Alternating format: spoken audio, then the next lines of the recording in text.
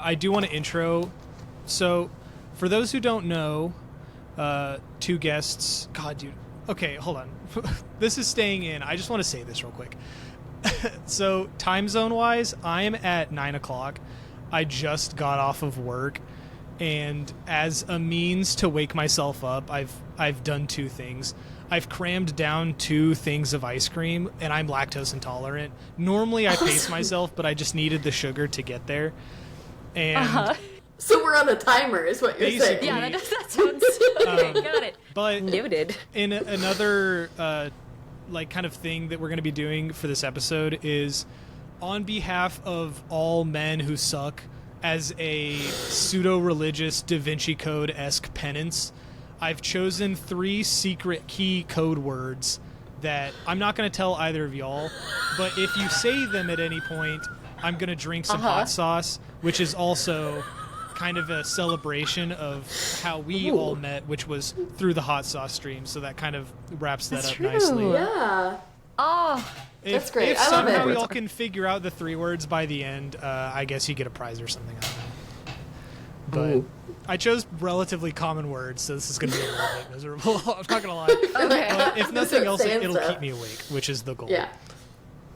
So that's going to start now. I'm starting that immediately. So if I'm Amazing. I'm going to try to like keep an open ear for it. I'm sure I will miss a few, but if they get said, I will be drinking, and it's just straight Incredible. from the bottle. I'm just going into it. Oh, what brand you got today? Yeah. It's a 2016 Louisiana hot sauce. I keep it in the reserve Good year. of my They fridge. probably know how to do it. I has not been touched once since that stream because I've really scarred myself with the flavor of this. Who would have thought drinking hot sauce for 12 hours straight will do that? Hold on. Goodness. Oh Was yeah. it really 12 hours by the end? Yeah, it was a 12-hour stream. I literally went from 9 a.m. to 9 p.m. or 10 to 10, one of the two. Huh. So introductions, in order of left to right on at least my screen. I don't know what it looks like for y'all. Diana, would you like to introduce yourself to the people of the Sterile Sauce? I don't know. Fuck. Just Who are you? Hi, saucy ones. Hello. I don't know what you call your audience, but I don't know. hopefully not sterile ones. So, hi, I am Diana Faye, also known as DianaOfTheRose. I am a tabletop gaming creator, so a lot of D&D, a lot of Magic recently, a lot of just messing around on the internet. And I'm also a streamer. I'm a panelist. I do a bunch of stuff, and chances are you've seen me in front of a ginormous DM screen at some point on TikTok. That would be me. Kelsey? Hi, I'm Kelsey. You can find me anywhere as Girlsplaining.Gaming. As the name suggests, I'm really passionate about explaining games in a way that is accessible to all, particularly uplifting women plus in gaming spaces. I'm doing a lot of Magic content right now, but I'm really open to any kind of game. I'm DMing a D&D game right now, and that's very exciting. But Magic is what we're here for today. Yeah. I was wanting to know, between both of you, what is y'all's backgrounds comparatively of D&D and Magic? Like, what do y'all lean? I know, Diana, you lean more heavily into D&D. Kelsey, I'm not 100% like where you stand. Ah, God. I mean, for me, it's like a comparison of 10 years versus maybe 5 months. Oh my God. And I got bullied into it. I got peer pressured into it.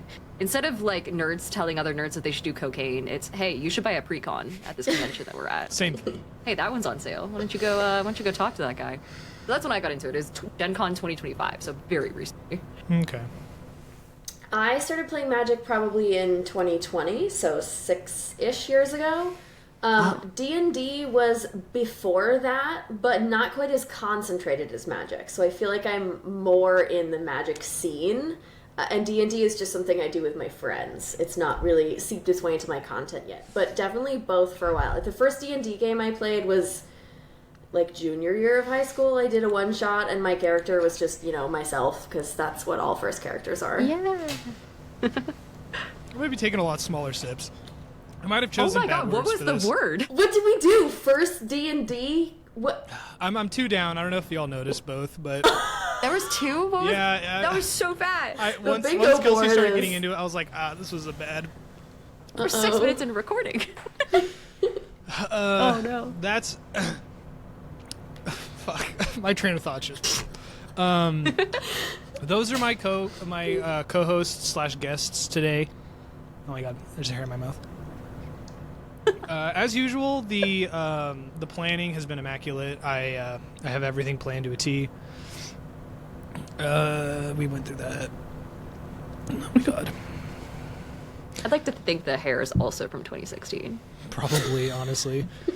Aged to perfection. I like to reiterate, one of the worst things I'm remembering now about Louisiana hot sauce is just the flavor. It's like the spice is one That's thing. like all of it. The spice is one thing, but it just tastes gross. I feel like this is all helping the fact that it is late for me and I'm a little tired, so this is making me feel a lot better. I would advise doing anything but drinking hot sauce. In retrospect, it's got me awake, but like, you know, one of those like at what cost monkey paw situation.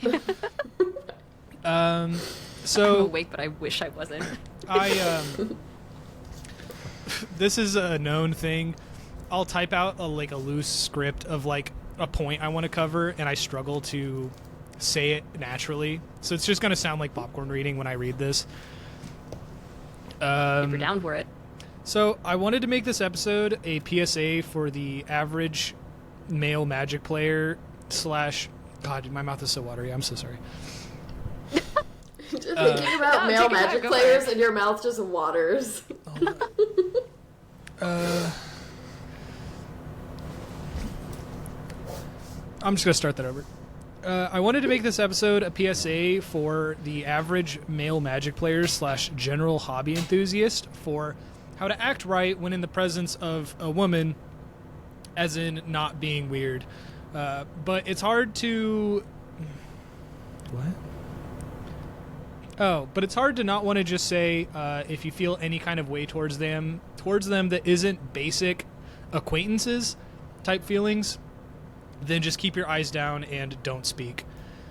All that to say, it's very difficult to say what to do, especially because everybody's so different. So, and this leads me into the first kind of talking point thing, which is we're going to run through some things that you should absolutely just not say. My go-to, I am getting this from a trusted source. I'm going to do as much as I can to not talk on behalf of women. Contrary to what every man loves to do, everything I am saying is going to be secondhand. Did your boyfriend get you into Magic is a huge one. And there's two reasons. I know I'm going to forget, so I'm just going to cover it now. I know I'm talking a lot. Who would have thought on a podcast? But when guys... I don't know if this is just a nerd thing in general. I feel like most normal men know to not do this, but there's no subtle way to see if a girl is single. Okay, fellas? You're trying to be subtle about it. Is that where that's coming from? I'm almost positive that's what it is. Oh my god! The problem is it's a 1-2 combo because it can be either and it can be both, but it's not subtle ever. If you say it just thinking innocently, like that's just your question, it's just a no-go because it's very condescending. Am I correct in that? Oh, yeah. It comes from a place of, there's no way you're interested in the same things I'm interested in. Because, I mean, especially given the base human assumption that everyone thinks they're the shit and everyone thinks that their stuff is the best and their hobby is the best and all that, the base assumption of, you could never be into this of your own accord is insulting at its core, you know? Right, and even if it's true, it's like, well, but then doesn't that mean that I love it just as much? Like, would I not, like, why would I change myself to just like something that this guy liked? Yeah. Mm-hmm. And the irony is my friend that told me she hears this all the time is gay. So it's just nice. Even more annoying. Where it's like it was already so annoying. It's like, bro, just fuck off. Yeah. I feel like if you wanted, you didn't ask this, but I'll jump in. I feel like if you wanted a positive example, like a lot of really good examples from my local game store, like there's a college nearby and people have been like, hey, are you from so-and-so college? girl, no, I have graduated. But that was an okay question to ask. Like, where do you work? Things that you would ask a normal person. Just like, I don't know. I think my big thing is like about assumptions that are made and not questions that are asked. Because if you want to know how I got into the game, ask me how I got into the game. And it doesn't matter what that story is. Like, we have something in common, and it's that something got us into this game and we both love it, and we get the chance to like talk about that. I feel like at this last Lore and Eclipse pre-release, I had a really exciting bunch of opponents who all like asked me questions about myself that were very appropriate. I was in a big cosplay. Not a single person said anything weird. They were just like, hey, love your cosplay. And then we moved on. Not getting weird comments in cosplay, it feels like a milestone. Yeah, that's huge, actually. So for this set in particular, I feel like it was really huge in terms of like, I just felt like I was a person at the store. So there's a positive one if you wanted that. Mm-hmm. Sorry, I'm looking at my notes right now. Yeah. I've also, if you see me looking aside, it's not because, like, it's because I keep having to look at the 3 words because I keep, like, forgetting what they are. Thankfully, I've had a reprieve. The trauma responsive. Yeah, I've had a bit of a reprieve. I also made the mistake of having pizza rolls before this, which also did not do my stomach any favors. I love the pizza roll, ice cream, hot sauce, just none of it Trinity was really there. like, That's... I don't know. I just gotta throw an OG4 logo into the mix, and you'll like be good. the risks were calculated, but man, am I bad at math. God, yeah. Dang it, Kelsey. Kelsey, you've been all these two, by the way. Wow! Who was that one? Chris? Damn. Don't try to figure it out. If you do it in your head. Oh. Oh my gosh, dude. I'm telling you, it's the... Oh! It's the flavor. It's the flavor. It's so blown out. I think that's backwards. Oh, yeah. No, it is, yeah. Kelsey, you did get one of them. That's such a common word. I know. Well, because I was like, oh, it's the topic. It's gonna get brought up. I didn't expect Kelsey to, like, rapid fire it out. Another good example that I was given is, and I've been guilty of this before. I think this is, if I may say, I think this is just kind of a difference between the average man and average woman, everything in between included. But I think the insulting as a form of like friendship and camaraderie doesn't translate well. No. Like, good-natured ribbing has a very thin line, and the average hobbyist nerd male, I feel like it's safe to say, does not know where that line is. Yeah. You need to spend so much time in a friendship, relationship of any variety with someone before it's even remotely okay to start making those jokes. And you gotta feel it out as you go. You don't start straight away with, oh, your boyfriend bring you into this hobby? Or anything that strays into even jokingly sexist vibes, you know? Like, it's not cool on any level to anyone. To be clear, also, fellas, joking about sexism isn't meta humor. It's just also that. Yeah. I feel like it, like, and I'm saying this as someone whose friends who are men are like the most nerdiest ever. Oh, sorry, I won't Kelsey, say I thought you Even were new. going to start taking smaller sips. Even though it is small. I didn't mean to. But I've known them since we were 6 years old. Like, I think it's not about what type of person you are, and just, like, what relationship do you have to the person in public in general. Like, if you're my friend and you're saying something even that's, like, kind of horrible to me, that's funny, because I know that it's funny. But I can't really read that if... I don't know, it's really hard to talk about this without being like, so maybe have just, like, a little bit of social etiquette. Because I also grew up a nerd, but, like, I grew up a nerd who also had social etiquette. So it's like a... Yeah.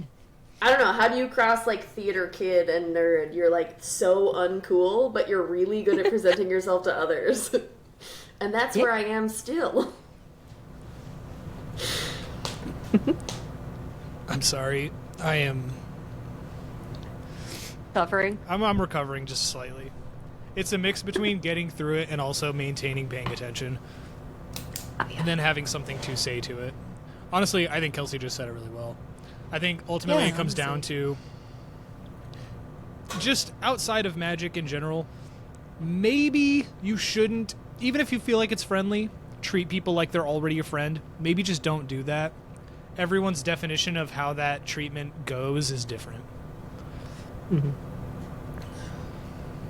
God, dude. The back-to-back ones make it so spicy. I said that in stream, but God, dude. I'm getting reminded of it. Like, one every 10 minutes or so is one thing, but when it's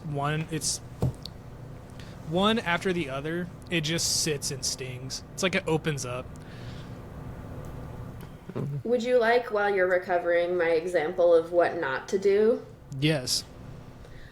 I think, did your boyfriend build that deck for you is a big one. Because you know what? Sometimes he did, and it was a birthday gift, and that was really nice. But I think the big one for me is telling me without my consent how to play my deck better, or how to build it better, because I'm really hitting the jackpot here. I probably know. Like, if I'm trying to have this at a power level 3, I probably know how to have it at a power level 4, and that's not the point of this game, and you don't need to tell me unless you were like, hey, do you want advice on your deck building? And I'd probably say yes. My other big one is narrating things for me. I'm going to narrate my cards because that's just polite in the game. But this one was really big for me. I had somebody at the store who I've now had to, like, stop going to Commander Nights because I will see this person and I'm like, I can't play against you because what did I do? They would just narrate what I'm doing in a way that's revealing my strategy to the pod. Can you give us an example? Because, like, I don't know if it's just me. I'm a little confused on what you mean. Is it just like they're like, oh, this is what they're doing? Is that what you mean? So when I'm playing a card, I have a million cards in front of me. So I'm going to be like, I'm playing Darkstar Augur, which is like a Bat Warlock. It's a 2/3. It has Offspring 1, and then I read its abilities. And my opponent would be like, oh, and she has this, this, and this setup, which means that in a couple turns, she could do that. And I was like, you're just, like, actively trying to get me to lose, because sure, I do have that set up, but that's part of my strategy is that you're not narrating that to the group. And so I asked them, hey, would you mind maybe, like, not saying what I'm doing, because I'm going to tell you what's on the cards. And then they stopped narrating their own cards. And I was like, well, that's not what we have to take it not at face value and go with what we know we all mean. Mm-hmm. I feel like it comes from a place of, and this is the pessimist in me, I don't know about that person's particular situation, but it's gotta come from a place of not wanting to, on some visceral level, be, like, quote-unquote outsmarted by a woman, to the point that they want to narrate that they know what you're doing, just so that way they can be like, oh yeah, I knew that was gonna happen, and that way they can assert, like, oh, I'm not gonna get taken off guard by this person. I can see that 100%, actually. And it sucks when it leads to something like that, where you no longer want to be in a space where, for all intents and purposes, you should be, because of one person's shit behavior. That's and it makes my least favorite thing in the world. Not want to try to win. Like, I'm a person who loves the strategy and loves the piecing together, and I think the most disappointing part is that it makes me not want to try to win, because I don't want to hurt anyone's feelings. And I feel like the expectation for me as a woman in any space is, like, making sure other people's feelings are taken care of before, like, I get to do whatever shit I want to do. Oh, can we swear on this podcast? Is that fine? I can say shit, right? Okay, cool. And so it doesn't mean that I'm going to try less hard to win, but it means that I feel bad about it. And that's not fun either. This game is for all of us to feel good about winning. Yeah, on God, go for the throat, for real, in every situation. This is just a general note, because when I first started playing Magic, I felt bad winning. Like, I think that's kind of a universal experience.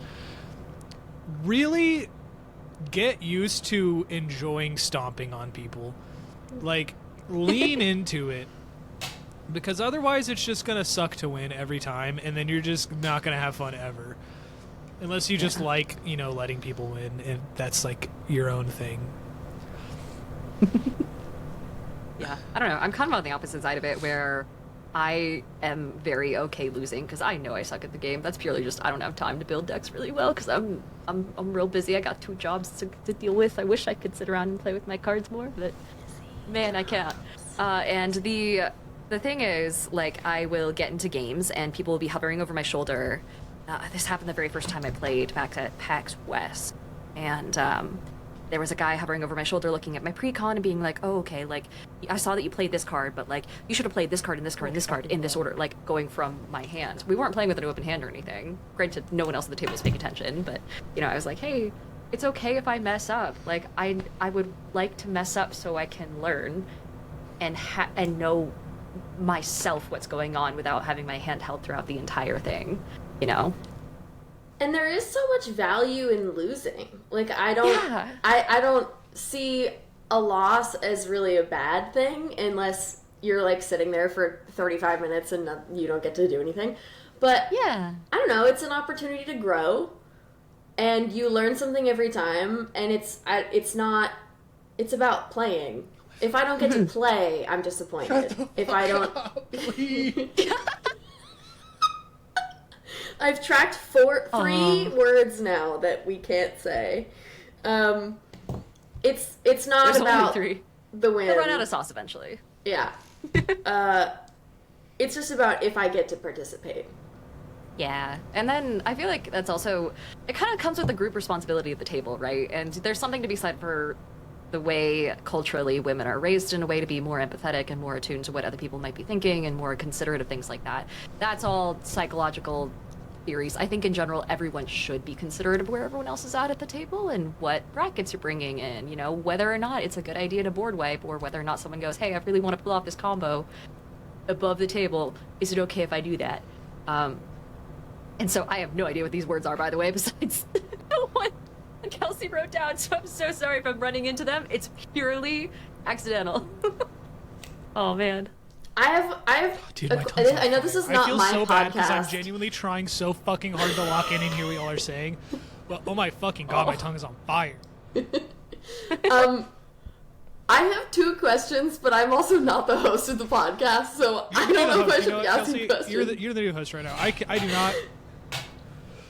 The Okay, vice president, when the president can't do his duties. right, or so I'm you going to gotta step throw in. the 2 questions out there, and then how about you moderate them however you'd like them to happen? Yes, ma'am. Great. That's what I like to hear. Diana, I want to know how you think the D&D space, like online and in person, is kind of different from the Magic space, if you find it to be different in this kind of a context. And then my other question is Magic specific. If you think, like, what do you think of the new bracket system versus the power level 1 through 10 system? And has that changed because of the way they're expecting, like, pre-game conversations to happen? Has that changed at all in the way that, like, we experience games? I actually can't really speak to the second question because I was not here when the old power system happened. Although I was Googling around the other day trying to figure out what the difference between, CEDH and, actual commander are. And I was, again, very new here. And I was like, the hell is, like, level 10? What is level 9? I didn't know they went that high.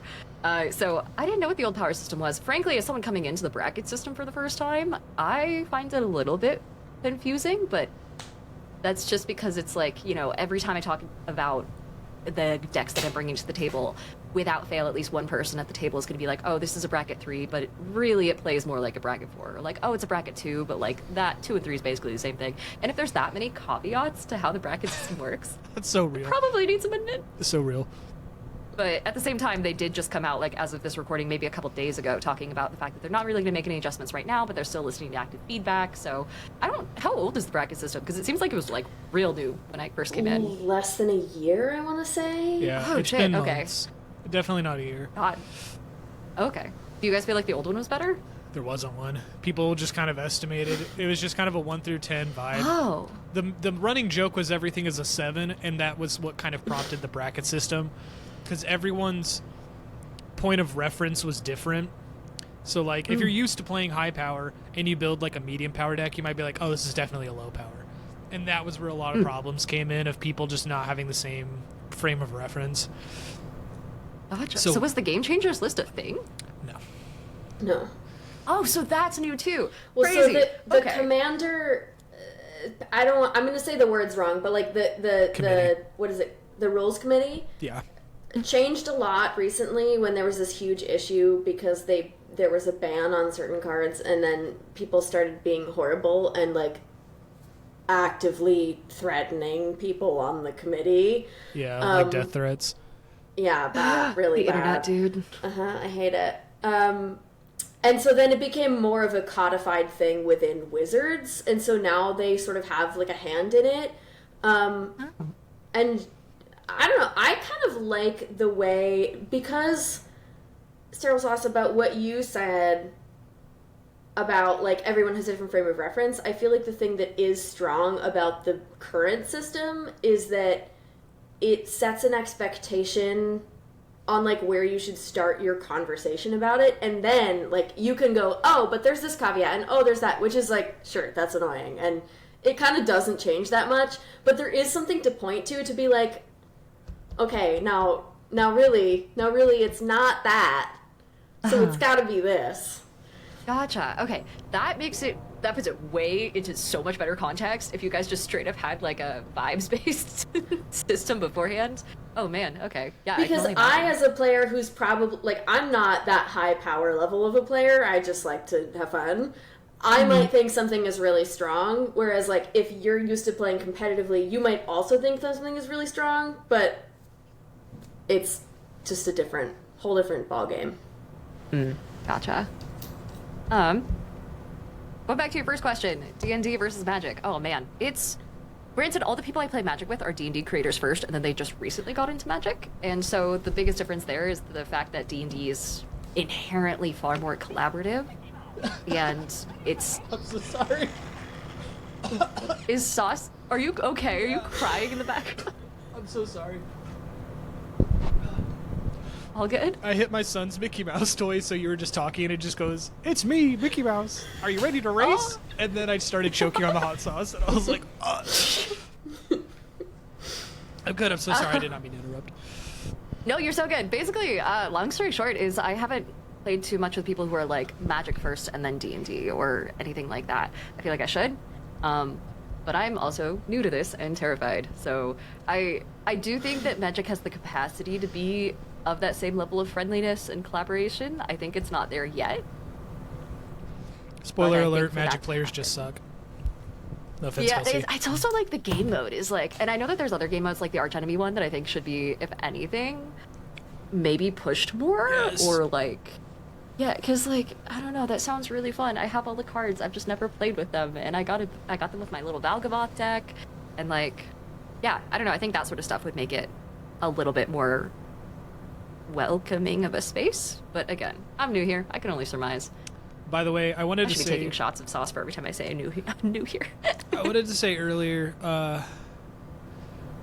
what? Oh. I don't remember what I was going to say. What were we just talking about? Basically the difference between D&D and Magic players. Oh my god. I literally had it light, like leaving as your I was eyes. saying it, it just left my mind. Oh my god. Oh, the bracket system. Ironically, even though we have the bracket system now, Kelsey, I don't know if this happens for you where you play. People basically just do the same thing as with the 1 through 10 system, but just in a 1 through 4. Where like they don't actually know what bracket Commander their deck in is. public. It's just like it's 2. Oh yeah. Like, it's basically the same thing. It's just different numbers. Everything is a 3. Yeah. I actually pretty much only play 60 card in public now, and I just play Commander with my friends because I don't want to bother. And I'm a person who's good at communicating, so it's like, it's so hard to figure out what everybody means, and I really want there to be games. I'm just gonna ignore whatever's going on over here. What? I want you to know that I'm invested in your health, but I'm going for the sake of the podcast. I'm I'm spitting it out now whatever. because my throat is just singed. Sure. Oh, That's what I had to do. I had to go grab a trash can. I've been playing a lot more 60 card because I feel like the expectations are a little different. And we don't have to do as much politicking. I think in-game politicking, great, fine. Pre-game politicking is really difficult right now.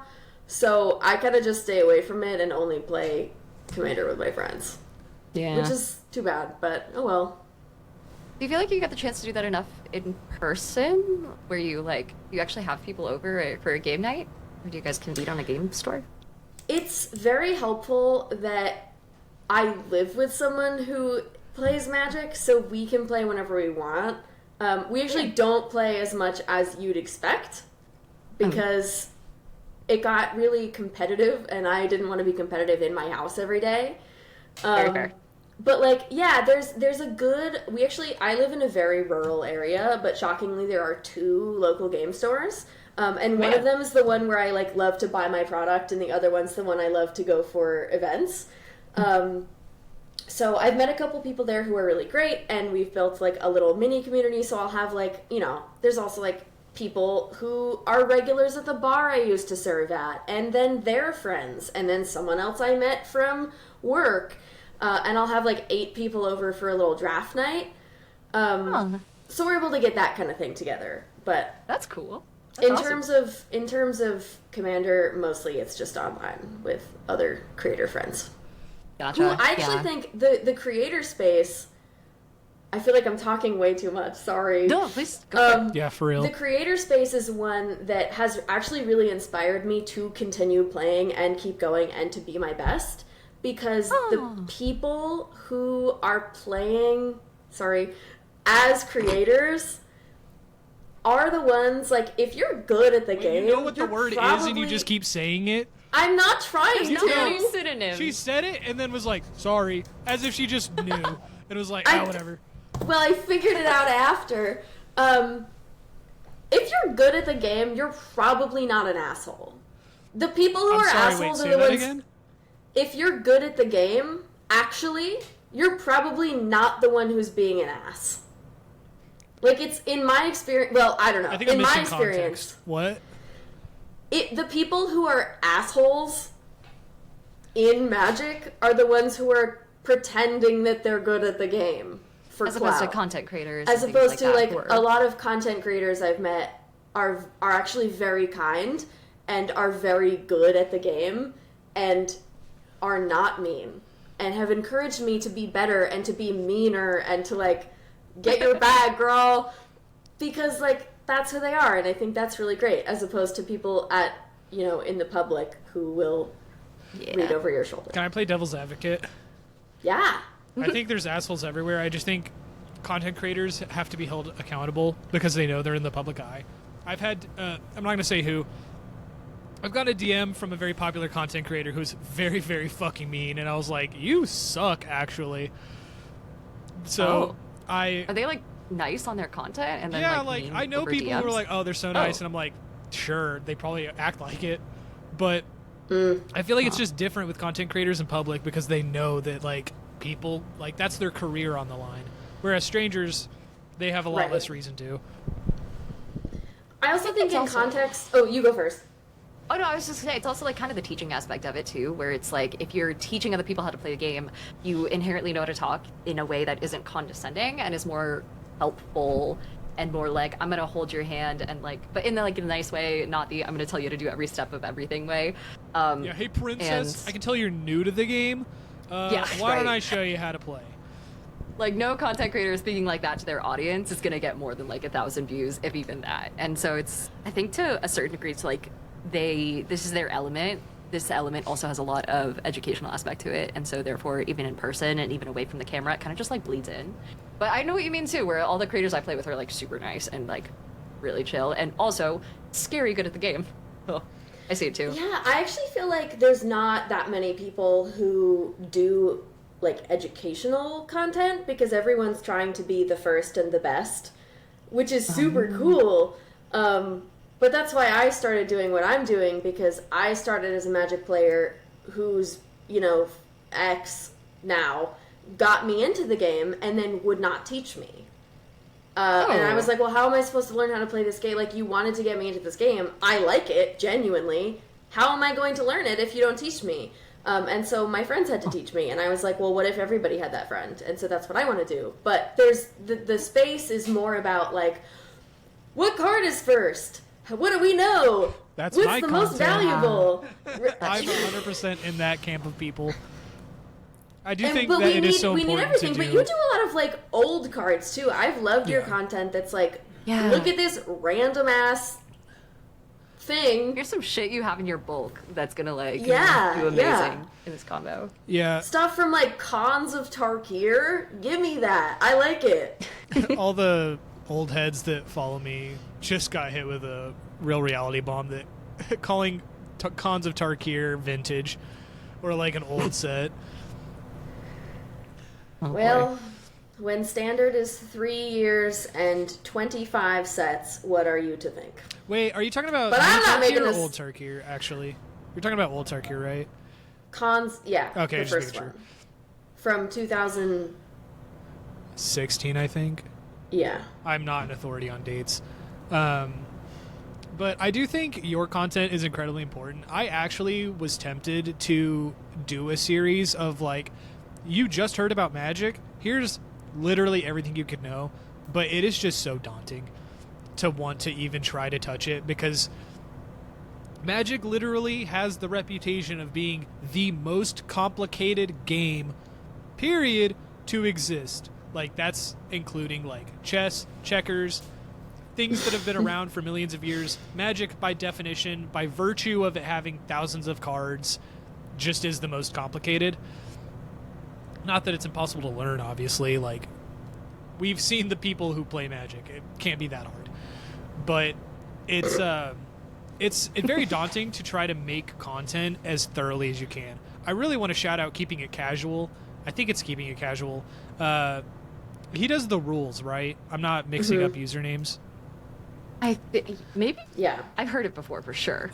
He's really good at the kind of content I would never even try to touch, which is the really, really deep, in the trenches rules interactions. Like that guy's goated. Ooh. It's also so hard to do in short format too, where basically everything on the content space is moving shorter and shorter. Where the only real in route to long form content is either finding something highly specific that you need a video essay on that happens to be video essay size by nature, or you find a short clip of something and you're like, oh, I want to see the rest of this video. I better go search for it specifically. So being able to toss years and years and years, decades of Magic the Gathering, like learning and errata and lore and like all of that, God forbid anyone tries to touch the lore and putting it into like 3 minutes or less, daunting as hell. I do not envy anyone who tries to do that, but I'm glad that people are doing it. Ooh. I had something I completely forgot. Let me go to my notes. This I feel like goes towards what you were saying earlier, what both of you were saying earlier actually, which is my golden rule has become play with people that you are either already friends with or that you play with just consistently. I've come to learn it is borderline incorrect to play Magic with strangers unless it's like a 60 card like tournament thing. Like if you're playing Commander, and I would assume D&D because it's like long form, I guess, like it's like such a time commitment, it's just not worth playing with strangers sometimes. I've been burnt too many times by bracket and power level disparities. You either get stomped or accidentally stomp, someone feels bad, or the personalities just clash. I don't know if that's just me. I feel like I clash personalities with people too much where like it's just sometimes I would rather play Magic in silence versus situations I've been in at the LGS. I mean, I feel like it's, yeah, it gets a little bit better at conventions sometimes. I feel like I don't know, do either of you guys go to conventions at all for tabletops? I wish. My first Highly one will recommend be in May. Nice. Nice. Wait, which one? MagicCon Vegas. Oh, you're going to, oh, Yeah. For you. it should be, I find that there's some sort of almost like self-filtering that happens when it comes to the people who are willing to step outside of their local game shop and go play at a table in public, where they understand that, they understand that there is some level of, I don't want random strangers to hate me sort of vibes, especially if they're, well, no, I mean, because that could happen in a game store too, but there's something different about conventions where people haven't agreed upon, hey, we're here with swarms of people that we've never met before, not necessarily trying to make friends, but also not trying to be a dick to all these random people who are here for this weekend to have a good time. Like, I don't know, playing pool with someone at a party. I don't think I've ever played pool at a party. Hey guys, I brought the pool table. Everyone's like, yeah, okay, thank you. You're the best. I've always said you don't want to find D&D people to play with. You want to find regular people in your life and convince them to play D&D. That's such cracked advice. Oh my god. Simply because I've just had so much success with finding regular people who I like and being like, so you'd love this game. Let me get you into it. Or finding other people through other venues. Like magic people, bringing them into D&D, and then if I try to find D&D people, I'm like, no. Yeah, there is something to be said about the community for sure, where it's like, I don't know. I've done a couple of random one shots around town, but it's like it's such a grab bag. It's such a mixed bag of like people who are gonna have the same vibe about you when it comes to min-maxing and when it comes to whether or not they use safety tools, which still haven't fully made their way into the mainstream to the point of being ubiquitous yet. You know, whether or not people are gonna talk in character versus out of character, all that sort of stuff, right? And it's just safer to play with people that you know. And also, it's a lot easier to get people that you know into games than people think. Or are willing to track their, what is it called? Like encumbrance? Ammunition? Rations? There's, no, I was trying to do a callback. Spell You put a video out literally today that was like, I force players yeah. to track this, and I forgot what it was. Supplies. Yeah. Yeah. Or like, Gold weight. huh? It's a hot take, for sure. What? Gold weight. I actually do gold weight, too. I'm a terrible person for it, but I also play a lot of survival games. I swear there's a reason, audience. I think stuff like that's There's a awesome. reason. I'm a big fan. I never commit the time to it, but like the hardcore stuff on like Fallout and Skyrim, where it's like you have to be warm, you have to sleep. I think that is awesome. So tracking gold weight, I've never done it. I've never played D&D. I have to assume is just based. God, I have to track all those things in my real life. I don't want to track them in a game. You have to track how much your money weighs. No, I have to track, like, am I warm? Have I slept? Have I eaten enough? Have I drunk water today? Fuck. I don't know. I kind of think I want to be as optimistic as, like, it would be really beautiful if we were all able to go to a local game store and just play with a stranger. Like, that would be an ideal scenario. It is not the world that I currently live in, so I've adapted to do kind of what you said, is to only participate with people that I know. I do wish it would not be that way, and I'm sure that I could continue to try, but there's definitely a point where you keep trying and then you're like, yeah, no, just kidding, I'm not gonna do that. But I also find that, like, limited events have been really awesome. I love going to, like, any tournament. I guess that's not necessarily limited, but any pre-release is really great. And then you meet those people, and then maybe those people are at the events, and so that kind of, like, that's a good pathway. I always like to recommend limited events for people who are just getting into the event space. Maybe not for if you're just learning the game, but I find limited to be really great, especially pre-release, because you're all learning the set. So no one really knows what's going on. Like, sure, you can watch 10 hours of videos on it, but watching 40 isn't going to do anything for you because there's not 40 hours of content out on it. So... I have two things I want to bring up. So, Diana, did you get started in Magic doing 60 card or Commander? Oh god, way back in the day I played like 1 or 2 rounds of Standard and then a little Arena, and then I had like maybe a 7-year gap straight back into Commander, because that's the thing now. That's what everyone's doing. That's what all the cool kids are doing. So did you maintain what you had learned from 60 card when you got back into Commander, or did you start from like basically square one, like forgot everything? I learned the basics with regards to what the word tap means, and then basically everything else is gone. Okay.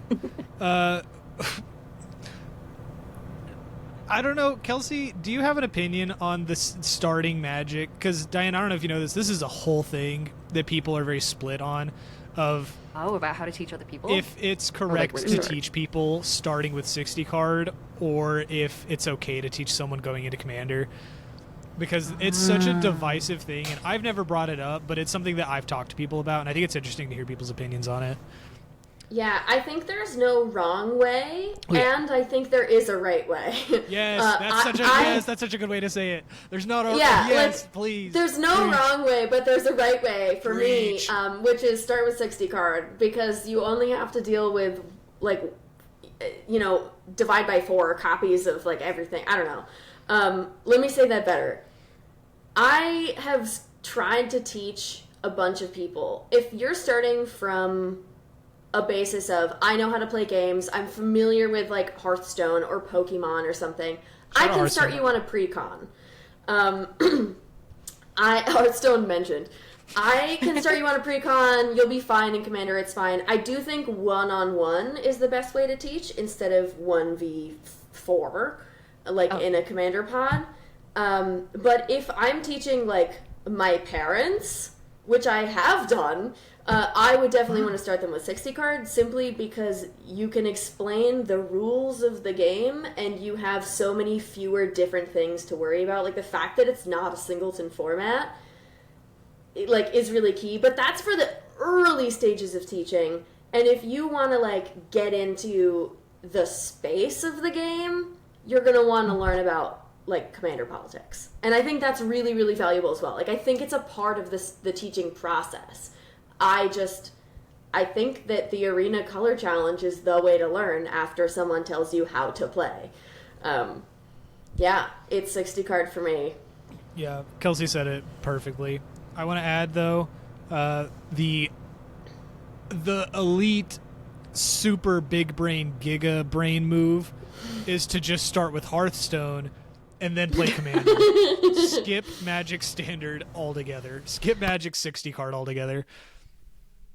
Because Hearthstone's Just have awesome. one big card night. You go from Yu-Gi-Oh to backwards. You go to War, and then you go up to Pokemon, Hearthstone, Magic, Gwent.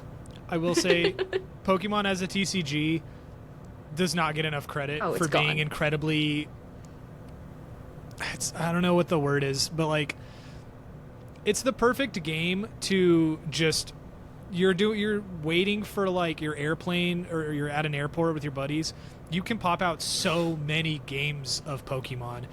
It's almost like if a mobile game was in real life. Does that make sense?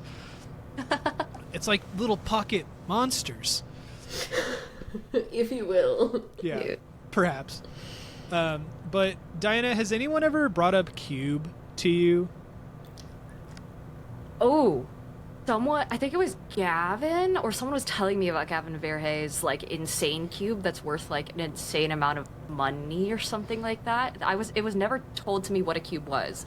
I just saw someone pointing a backpack in the corner of a karaoke room I was in with a bunch of other content creators, and they were like, yeah, that bag's got a bunch of cards worth, like, basically, like, what could be hundreds of thousands of dollars in there, because they're all, like, signed and all really special and all, like, great. I don't know, something like that. I still don't know what it is, but I just nodded along and I was like, that's crazy. Cut to Anyway. an Ocean's 11 hotel room. Everyone's staring at the TV like, all right, Gavin Verhey is going to be at the Motel Just enter the 6 in building. 12 hours. Yeah. I wanted to pitch... Kelsey, you had an interesting reaction to Cube. Are you familiar with Cube? I love Cube. Okay, nice. Do you think that Diane would like Cube? Because it feels like the perfect melding of something that a D&D DM can appreciate about creating an environment mixed with magic. Does that make sense? What is this? Yeah. Okay, should I explain Cube? Go right Yeah, for it. because if I Google it, all I'm going to get is the really old movie You're franchise. trying to Google the rules and building of a cube. Magic Don't is even like, bother, no. dude. Don't So, bother. man. I don't really have experience in building, like, a theme cube, but I do know what a cube is in general. So it's like a big, huge pile of cards. It's just a big box of cards. Proxies or whatever you want it to be. It can be real cards or not. And you, with your friends, will draft out of those, but only out of the things that are in that box. So sometimes people do, like, and please, Sauce, correct me if I'm wrong on any of this, people will do a theme. Like, I don't know what a theme would be, but, like, cards from a certain set, or Yeah, things set that have cubes. a certain mechanic. Yeah, those like, exist. And when I do them, we like to put in, like, board state free enchantments that are just, like, I don't know, one of mine that got rejected was like, choose one creature type. That creature type turns into the word poop. Nice. You can cut that Poop from mention. the podcast. Take a shot of hot sauce. Wait, what did you say? Poop? Drink Or poop things every like, time she said poop. but it's just like a way, it's also a less expensive way to do a draft at your home. So like right now in our house we have our own separate like stashes of cards, because obviously like sharing a collection would be like a prenup, and you can't have that yet. But we do have a shared cube stash that's like anything that kind of like chaff or that we don't want, or that's like a good card but none of us are clamoring for, we'll put it in our cube collection, and then eventually we'll host something and we keep the cards, but everyone can just like draft from it. Okay. So I totally see what you're saying in the like the DM setting up an environment. If it's like a set or a mechanic or a theme, or there's like a way that you can select what kinds of things you could draft, so that you can all do it. I think it's super accessible, so I like it a lot. I would use the phrase constructed limited, where it's limited in that you're quote-unquote cracking packs, but you construct beforehand what is going to be consistent through the packs. Like, and the best part about Cube is it's the most freeform thing ever. There's not really rules. So like, if for your Cube you want it to be singleton, like no duplicates, you can have it be 4 of, you can have it be 20 of. You could be like, for this cube, like it's not really a cube, but there's kind of how you brought up Arch Enemy. People have Zombie Horde, where there's a stack of zombie tokens, and then you randomly insert different zombie cards. And as you go through, you are playing against that deck with your decks. So you flip until you reveal. So like, let's say there's 10 zombie tokens and then an undead marauder. You flip until you hit a non-token, and then all of those are like that swarm for that turn. That's cool. So like, Why don't, stuff like okay, that. that should be so much more talked about. There's so many, it's like, we could... insane that I've never heard about this before. We could talk legitimately for hours about the amount of different Magic alternate formats there are, because people have gone so ham on all of the different formats you could possibly want to play. Sounds so cool. I have a recommendation that's free, Diana. I think you might like this. So this is not sponsored. I love to play on Draftmancer. So it's a website that lets you draft from literally any set ever. You can set multiple things. What I like to do is to do like a weird draft, like a Winston. Like, have you ever heard of a Winston draft? No. I'm already Winston. So I love to do like a set. Not a set, but like a plain draft. So like anything from any of the Kamigawa or anything from any of the Tarkir. And we throw everything in there, and then you pick like a weird draft format, and you can't like play on there. You have to download it and put it on like Tabletop Simulator or something. But that's easy, and I love to do that because it lets us explore different ways to play the game. And now that I kind of know how to play Magic, I'm really excited about learning all the different ways that we can meld it to be something, like, funky and weird. I just think it's really exciting, instead of doing the same thing all the time. Real. There's something on here called a Minesweeper draft. It says you alternatively pick cards from a partially revealed grid, and then you discover neighboring cards after each pick. This is a crazy Is that like a roguelike Magic deck thing? There's a grid draft where you pick either, like, you know, there's a 3x3 grid of cards, and you either pick like top row, middle row, bottom row, or left, middle, right. And so you don't really get to just like pick what you want. You have to take them in context with other things, and it's just crazy. It's also really good for like Discord draft hangouts, because you don't have to actually have the cards. Memory draft would go crazy. You have a huge grid, you flip them, and you have to draft a card, you have to get 2 of it. That'd be so cool. That's insane. I'm sure that exists somewhere. That I can't be the first person to think of that, but that'd be so awesome. What's that kids game with the like it's the memory. Things that you? It's like no, but the who done not who guess done. who? Guess who? Yeah, guess who draft. Can you imagine Guess Who with just all Magic cards? Oh, the meta game is to just be like, is there a book in the art? Just going for all of the blue card draw. Also, cool. Diane, you brought up Arch Enemy, that you were interested in that. Please do yourself a favor and lean into that. I think Arch Enemy is one of the coolest things ever. If for no other reason, then you can lean into it as much or as little as you want. Because there's two ways you can do Arch Enemy. There's like the thing that the thing that Wizards made, which is literal like the Arch Enemy format. But you can also just do what is like, I guess, casual Arch Enemy, which is you have a 4-pod and one person just plays their absolute strongest deck, and then everyone else just plays a low power deck, and then you're just against that one person. That'd be kind of funny. Like you can, That's there's such a good scope of Arch Enemy. Like I love personally having like, not pub stomping, but like agreeing upon like, I'm going to play this deck that y'all know is incredibly powerful. Just try to beat me. Like it's just so fun. I love that. Have you ever gotten the chance to play Star? I really want to play Star, but I haven't been able to yet. So Star is a 5-player format where traditionally you'll have like mono-colored decks. You're allowed to have other colors in it, but it should be like base monocolor. And then, oh god, I forget exactly what it is, so I'm going to be wrong, and then people on the internet are going to boo me. They would never do that. Don't worry, they have. It's fine.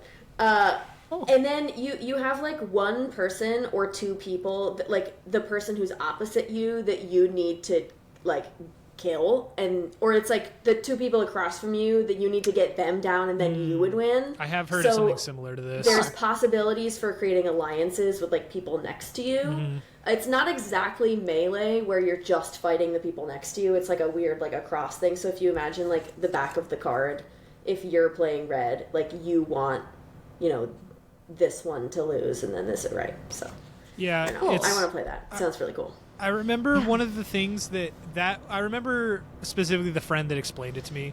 I was like, can we please just play Commander? I was so like mentally gone when he was like, oh, check out this new format. But I do remember one thing, which is part of the nuance of it is your enemy is always who's across from you, and since it's a 5-point, you have 2 enemies, but the second one gets knocked out, that shifts, so it becomes just one person. But you have to be careful because you can end up helping the people who are going to end up being your 1v1.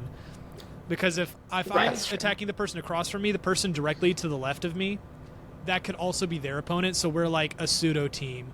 But if I help them too much, then I'm at a disadvantage when it's 1v1. So I thought that was a really neat aspect of it, which is planning the long game of like, I don't want to help out too much in this game. Yeah. I think there's a lot of other things out there than Commander, and we all need to remember that. Mm-hmm. Yeah. Look at As a lover of Commander, still, there's more things. And I feel like the toxicity that I've found in Spaces is only in Commander. I just haven't seen it in other formats, so maybe that's just where I am. Yeah, and I want to shout out one other quick format, and then I have a special brand new to the podcast segment. Everyone's excited about that. I don't know if it has a name, but, well, I guess that's kind of important because there's not a way to TLDR if I'm just like, look up the name.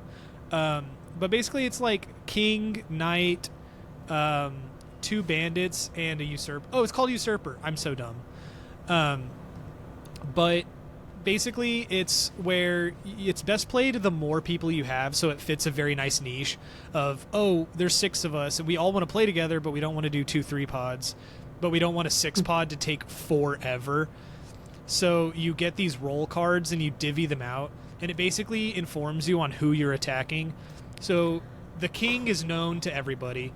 If you get the knight card, your goal is to protect the king. If it's just you and the king left at the end of the game, you have both won. Is it like a social deduction game, so no one else knows who anyone else is playing? So no one knows who the knight is, no one knows who the 2 bandits are, no one knows who the usurper is. And there's different things you can do. I don't know if it's just at my LGS, the guy that we do it with mostly, he gives special rules where it's like, oh, if there's going to be an extra long game, you get these little bonuses. So like on turn 10, everyone has this ability that happens, and some of them might be switching your roles or, you know, doing these other things. But I'm sure it's on the internet somewhere. If you just look up usurper format, I'm sure someone has a list somewhere. But Be cool. that one is a very, very good go-to if you just have too many people, because the whole thing, the point of it is you're in groups, so the wins and losses happen faster. So like the bandits, there only needs to be 2 left the bandits only need to kill the king. Everyone can be alive. If the 2 bandits manage to kill the king, then they win. So like it speeds up the game like really well. So cool. I have to check that out. Yeah, I found it on Reddit. I just sent this to my Magic server now. So this special brand new segment, I don't have a name for it,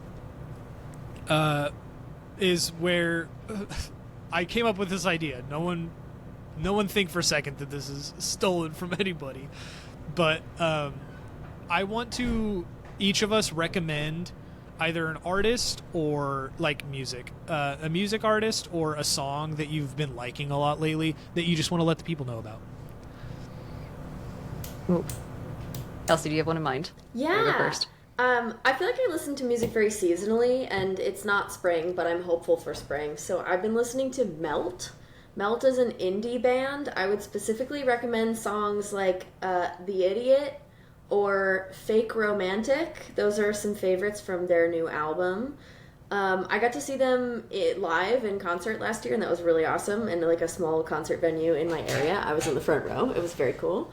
But they're just like very talented, very a little retro inspired, kind of just like really smart musicians. But I always love the like indie girl sensibility. So yeah, also great live. I think when an artist is really good both live and recorded, you know that they're like top tier. And when it's slightly different when it's live, that's what I love. Yeah. Mm-hmm. I think for mine, I haven't seen them live, so now I'm hesitant because I'm like, shit, that is a really good point. It's really easy for someone to be absolute garbage live.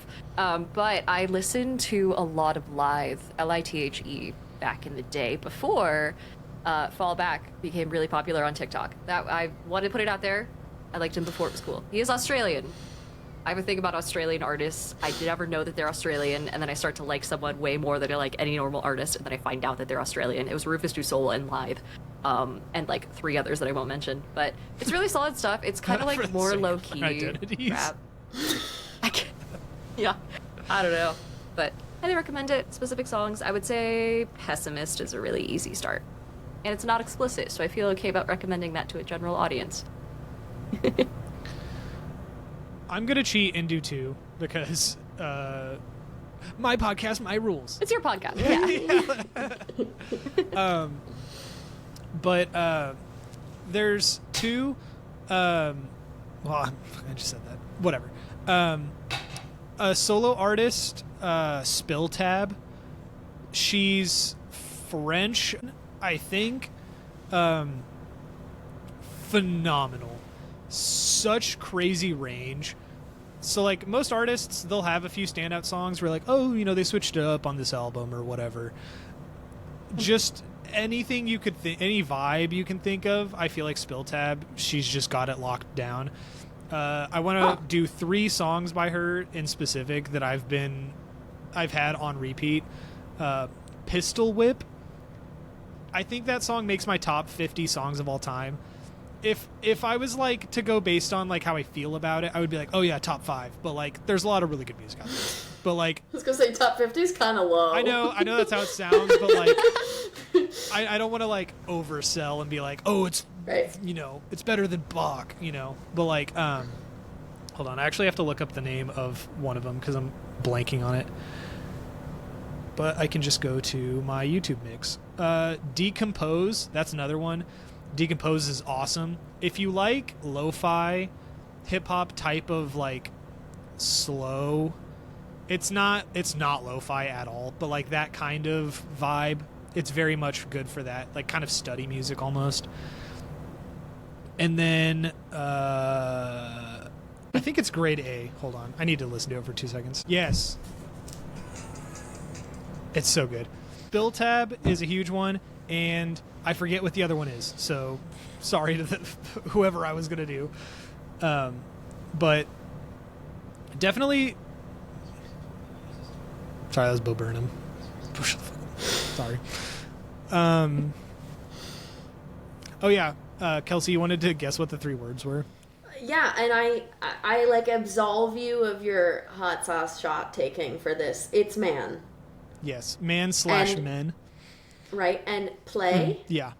Which is a crazy take. The fuck What else are we gonna say? What are we gonna say? Yeah, I said, watch me saying participate so many times because I didn't want to make you. And card, which is another crazy pick. Card? Is it card? No. So I figured this might end up happening. There was a few times where my reaction time wasn't fast enough. Oh, to did get I to say it quick play enough. a card? Yeah, so it was man, men, playing, and do you have another guess for what the third one was? Well, there was something that I said in the beginning. Oh, that was man. Mm-hmm. I'd be shocked if y'all got this one just because it's literally it's I don't know if it's a conjunction. I don't think it is. But it's like super basic word. I was like, this was a dumb word to pick. No idea. It was when and whenever. So it would just find You were itself asking in for it, random dude. sentences over and over, and I was just like, kill me. I'm kind of surprised we didn't say man or men the most. I guess compared to like playing. Play. It's Play was playing. It's not nuke. about the I didn't men. expect that one to go Yeah. so crazy. I was too scared to do something super basic like magic and card, but I was like, play, maybe like a 6 out of 10. But thank you both for coming on. I'm sorry it was so late. That's just what happens when you have literally the whole spectrum of time zones. I don't know how the hell that That's happened. okay. We have East Coast, Central, and West Coast time zones. Yeah. The worst it's ever been was when I had Tom on. I had to do Greenwich time, which is in England, and then East Coast, and then Central. So that was I think it was like 4 hours of difference. But God. I have the same thing with my D&D games. We have one person in Brazil, one in Eastern Australia, 2 on the Pacific West Coast of the States, and then 1 in London. Oh, wow. And so I play at 1 in the morning. for jeez, D&D. starting? Yeah. Goes to about 3 or 4. Like, is that just like your schedule?